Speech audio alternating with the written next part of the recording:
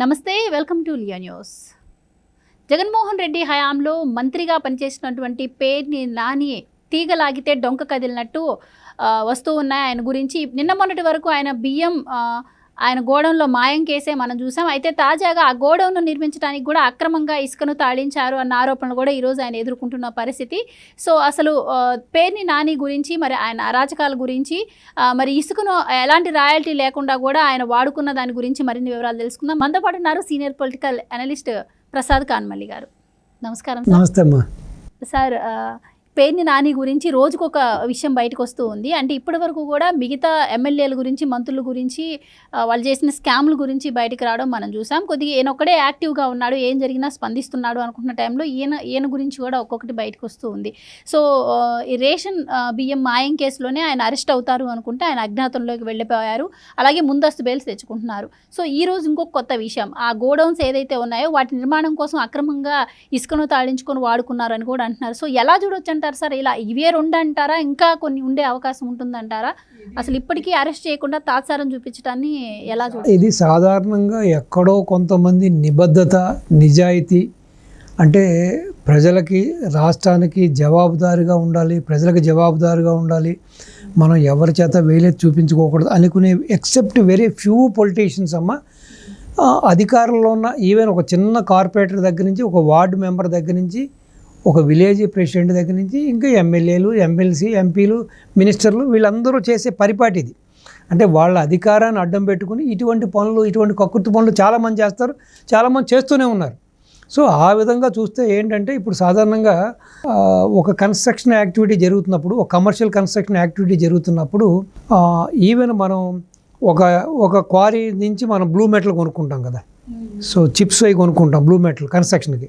కొన్నప్పుడు ఆ క్వారీ వాడు గవర్నమెంట్ దగ్గర పర్మిషన్ తీసుకోవాలి. అలాగే గవర్నమెంట్కి ఒక క్యూబిక్ మీటర్ కింద రాయల్టీ కట్టాలి. అలాగే మనం అతని దగ్గర నుంచి కొన్నప్పుడు కూడా మనం రాయల్టీ పే చేయాలి గవర్నమెంట్కి. అదే శాండ్ కన్నా పే చేయాలి. అలాగే ఈ కంకర్ అంటారు కదా, గ్రావెల్ అంటారు, వీటికి కూడా మనం రాయల్టీ పే చేయాలి. సో అంటే ఇప్పుడు సపోజ్ మనం ఆయన గుడౌన్ కట్టినప్పుడు అక్కడున్న ఒక పోరంబోకు స్థలాలో, లేకపోతే అసైన్డ్ ల్యాండ్స్, లేకపోతే ప్రభుత్వానికి సంబంధించిన ల్యాండ్స్ ఉన్నప్పుడు అక్కడున్న ఒక ఎంఆర్ఓకో లేకపోతే ఒక తహసీల్దార్కో ఒక లెటర్ పెట్టుకోవాలి. అయ్యా ఇలా గుడౌన్ కడుతున్నాను కాబట్టి అక్కడి నుంచి కొంత మట్టి తవ్వుకుంటా అంటే ఆ గవర్నమెంట్ దగ్గర నుంచి ఒక పర్మిషన్ తీసుకుని ఎంత మట్టి అవుతే అక్కడ తవ్వుతున్నాడో ఒక్కొక్క క్యూబిక్ మీటర్కి ఇంత రాయల్టీ కట్టి తీసుకోవాల్సిన పరిస్థితి ఉంటుంది. సో అది ఒక ప్రొసీజర్. అంటే మనం అధికారంలో ఉన్నాం, మన పార్టీ అధికారంలో ఉంది, మనం ఏ పని చేసినా మనం ఆడిందే ఆట పాడిందే పాట అని అనుకునే వాళ్ళందరూ చేసే కామన్ పాయింట్. ఒక పేరుని అని కాదు, ఈ విధంగా చాలామంది చేస్తూ ఉంటారు, ఇప్పటికీ చేస్తూనే ఉన్నారు. చాలామంది ఇటువంటి నాయకులు ఉంటారు. సో అది కూడా ఒక పెద్ద అఫెన్సే, అది కూడా పెద్ద పొరపాటే. సో ఇప్పుడు బియ్యం మెక్కేశారు. సో అలాగే ఆ యొక్క గోడౌన్ కన్స్ట్రక్షన్లో కూడా ఈ విధంగా అక్రమమైన పనులు చేసి ఈ విధంగా రాయల్టీ పే చేయకుండా వాళ్ళ ఇష్టానికి మట్టి తవ్వుకొని వాళ్ళ ఇష్టానికి దాన్ని ఫిల్ చేసుకున్నారు.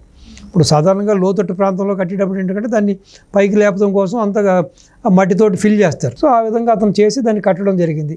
సో అక్కడ ప్రభుత్వానికి జవాబుదారీగా లేడు, అక్కడ కూడా అతను ఇల్లీగల్గా యాక్టివిటీ చేశాడు.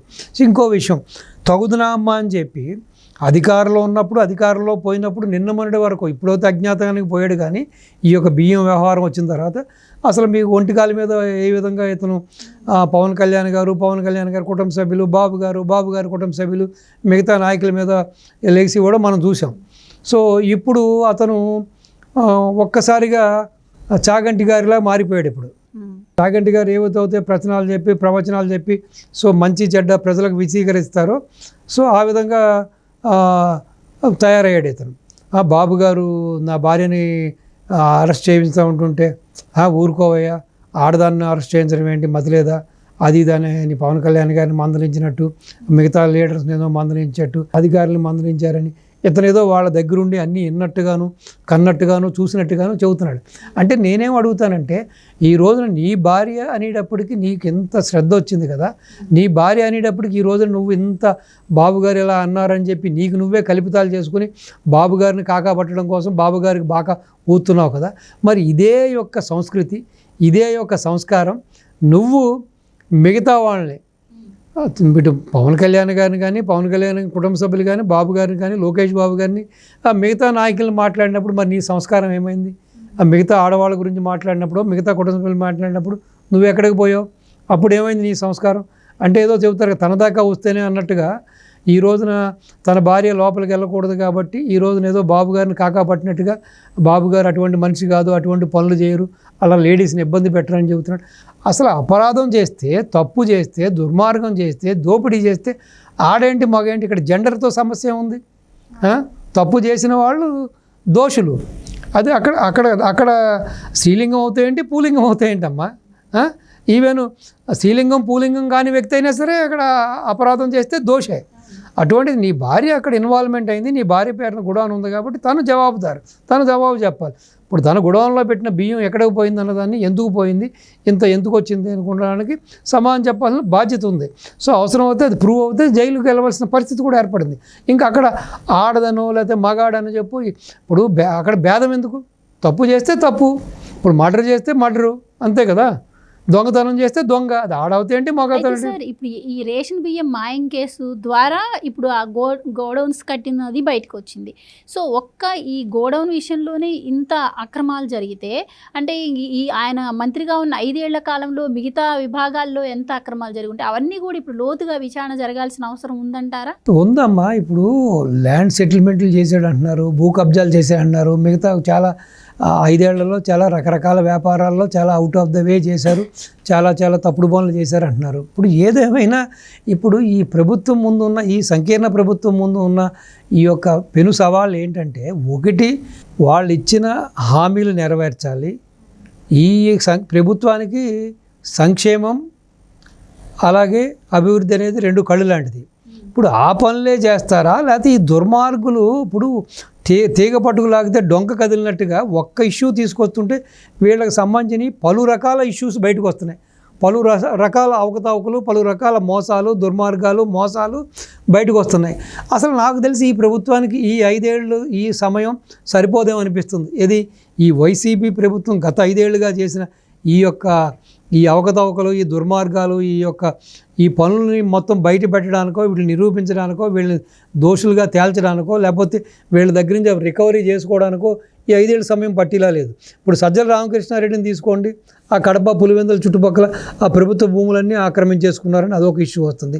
ఇలా తవ్వి కొలిది అసలు ఎక్కడెక్కడ ఇష్యూ ఉంటే, ఏ ఇష్యూని కదిలించినా కూడా వీళ్ళకి సంబంధించిన పలు రకాలైన ఆరోపణలు, పలు రకాలైన వీళ్ళు చేసిన తప్పుడు పనులన్నీ బయటకు వస్తున్నాయి. కాబట్టి ఈ ప్రభుత్వం కూడా చేయవలసిందల్లా ఏంటంటే, ఇప్పుడు ఉన్న ఈ అధికారులను పెట్టే ఈ అన్నిటిని మానిటర్ చేసి కన్నా నాకు తెలిసి ఒక స్పెషల్గా ఒక జీవో పాస్ చేసి ఈ వీళ్ళ యొక్క అవినీతిని నిగ్గు తేల్చడానికి ఒక మంత్రిత్వ శాఖని నియమించి, దానికి ఒక మంత్రిని నియమించి, ఒక కంప్లీట్ టీముని A to Z వరకు వీళ్ళ చేసిన దుర్మార్గాలు, వీళ్ళు చేసిన అవకతవకలు, ల్యాండ్ శాండ్ వైన్ పేరుతో చేసిన దుర్మార్గాలు కానీ, రకరకాలుగా చేసిన భూ కబ్జాలు కానీ, రకరకాలుగా చేసిన ఈ పోర్టు వ్యవహారాలు కానీ, ఏదైనా సరే నిగ్గు తేల్చాలంటే దీనికి ఒక స్పెషల్ టీం మనం చూసుంటాం. అదే రేసు గుర్రం సినిమాలో బిల్కిల్ పాండే అని ఒక టీం ఉంటుంది. వాళ్ళు ఎమ్మటే కూడా ఇవన్నీ చేస్తూ ఉంటారు. ఆ యొక్క విలన్కి సంబంధించిన డెన్స్ వాటిలన్నింటినీ కూడా ధ్వంసం చేయడం, అతని యొక్క అవినీతిని అరగడతాడు. ఆ విధంగా ఒక పెద్ద టీంని ఒకటి పెట్టి కేవలం ఇంక వేరే డైవర్షన్ ఉండదు. ఓన్లీ వైసీపీ గత 5 ఏళ్ళుగా వైసీపీ చేసిన అవకతవకలు, దుర్మార్గాల కోసమే ఈ టీం అని చేస్తే కూడా అట్లీస్ట్ కొంతవరకైనా ఈ 5 ఏళ్లలో మ్యాక్సిమం కేసులు బయటపడేలాగా, అలాగే బాధితులకు న్యాయం జరుగుతుందని, అలాగే అట్లీస్ట్ ఇప్పుడున్న పరిస్థితుల్లో వీళ్ళు చేసిన వాగ్దానాలు అవన్నీ అమలు చేయాలంటే వీళ్ళకి ఆర్థికంగా కూడా ఎంతో వెసులుబాటు కావాలి, వనరులు కావాలి. కాబట్టి అట్లీస్ట్ అదేదైనా రికవరీ సిస్టమ్ కూడా పెట్టుకుంటే అట్లీస్ట్ ఖజానాకు కాస్త సొమ్ము జత అవుతే కాస్త వీళ్ళకే ఊరటగా ఉంటుంది, వీళ్ళకే కొంచెం బ్రీతింగ్ వస్తుందని చెప్పి ఆ దిశగా గౌరవ ముఖ్యమంత్రి గారు, ఉప ముఖ్యమంత్రి గారు, మిగతా సహచార మంత్రులు చర్యలు తీసుకుంటే బాగుంటుంది అనిపిస్తుంది. లేదు ప్రెస్ మీట్లు పెట్టి ఎంతవరకు ప్రెస్ మీట్లలో మాట్లాడుతూ ఇగో వీడు ఆ పని చేశాడు, ఈ పని చేశాడు అని మాట్లాడుతుంది తప్పించి ఎక్కడ కూడా ముందుకు వెళ్ళట్లేదు. ఎవరి మీద కూడా కఠినంగా యాక్షన్ తీసుకున్నట్టు, ఎవరి దగ్గర నుంచి రికవరీ చేసినట్టుగా ఇంతవరకు మనం ఒకటి కూడా చూడలేదు. సో ఆ దిశగా చూడాలని ఆంధ్ర ప్రజానీకం, అలాగే 3 పార్టీలకు చెందిన కార్యకర్తలు, చాలామంది ఆశావాహులు కూడా దేశవ్యాప్తంగా, ప్రపంచవ్యాప్తంగా కూడా ఈ యొక్క జగన్మోహన్ రెడ్డి యొక్క అవినీతిని బట్టబయలు చేసి సో ఈ అలీబాబా 40 దొంగల్ని శ్రీకృష్ణ జన్మస్థానానికి పంపించి ఆ రికవరీ కూడా చేస్తారని చాలామంది ఎదురు చూస్తూ ఉన్నారు. మరి ఆ దిశగా ఈ ప్రభుత్వం చర్యలు తీసుకోవాలని, తీసుకుంటేనే రాష్ట్రానికి భవిష్యత్ అని. అప్పుడే వీళ్ళు ఇప్పుడు ఇన్ని జరుగుతున్నా కూడా, ఇన్ని తప్పులు చేసినా, ఇన్ని అవకతవకలు చేసినా కూడా, ఎంత పెద్ద ఎత్తున అవినీతికి పాల్పడిన ఈ వైసీపీ నాయకులు మీరు చూస్తున్నారు కదా, ఇప్పుడు కూడా బయటకు వచ్చి ఏమీ తెలియని నంగనాచిల్లాగా, ఏమీ తెలియని ఏదో సత్యహరిచంద్రుడి వారసుల్లాగా బయటకు వచ్చి ఇంకా మాట్లాడుతూ, ఇంకా ఈ ప్రభుత్వం మీద బురదల్లుతూ, ఇంకా ఈ ప్రభుత్వం మీద అవాకులు చవాకులు పేలుతూ, ఇంకా ఈ ప్రభుత్వం మీద ఎదురుజాడి చేస్తున్నారు. కాబట్టి వీళ్ళందరికీ కూడా నోటికి అడ్డుగట్ట వేయాలన్నా, లేకపోతే వీళ్ళ వెన్నులో భయం పుట్టాలన్నా వీళ్ళ మీద చర్యలు కఠినంగా ఉంటేనే వీళ్ళని అరికట్టడం కుదురుతుంది.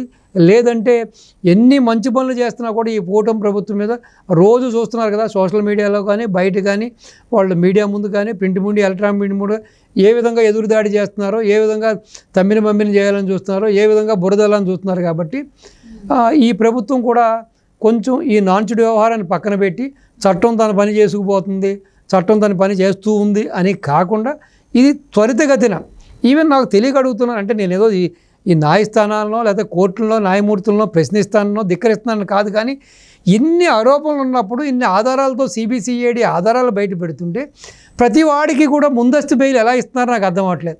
అంటే కానీ బయట వేరే విధంగా చెప్పుకుంటున్నారు. వీళ్ళందరూ కూడా ఆల్రెడీ సంపాదించిన డబ్బులతోటి వ్యవస్థలని, వ్యక్తుల్ని మేనేజ్ చేస్తున్నారని చెప్పుకున్నారు.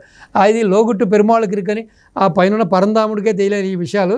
ఏదేమైనా మరి ఈ విధంగా ప్రతి వాడికి కూడా ఇన్ని అక్రమాలు చేసి, ఇన్ని దుర్మార్గాలు చేసిన వాడికి కూడా అడగకుండానే ముందు బెయిల్ ఇస్తున్నాయి ఈ న్యాయస్థానాలు. మరి దీని వెనకాల మతలబ్ ఏంటో కూడా భగవంతుడికే తెలియాలి, అలాగే ఆ యొక్క బెయిల్ ఇచ్చేవాడికే తెలియాలి. ఏదేమైనా ఇది మంచిది కాదు. ఇలాంటి వాళ్ళకి బెయిల్ ఇవ్వకూడదని నేను కోరుకుంటున్నాను. చిన్న చితక వాళ్ళకేమో బెయిల్ ఇవ్వరు, ఇన్ని అవినీతి ఆరోపణలు చేసి, ఇన్ని దుర్మార్గాలు చేసి, ఎంత దోపిడీ చేసిన వాళ్ళకేమో వాడిని చర్యలు తీసుకోవద్దు, వాడిని ఏం చేయొద్దు మేము చెప్పే వరకు. అంటే ఇంక ఎప్పుడయ్యా వీళ్ళ అవినీతి బయట పెట్టేది, ఎప్పుడయ్యా వీళ్ళ అవినీతి సొమ్ము కక్కించేది, ఎప్పుడయ్యా ఈ అవినీతికి అడ్డుకట్టేసేది. కాబట్టి న్యాయమూర్తులారా, న్యాయ కోవిదులారా, మీరు కూడా ఆలోచన చేయండి, కాస్త మీరు కూడా మనసు పెట్టి పనిచేయండి. Thank you. నమస్తే అమ్మా. Please subscribe to Leo news for more videos.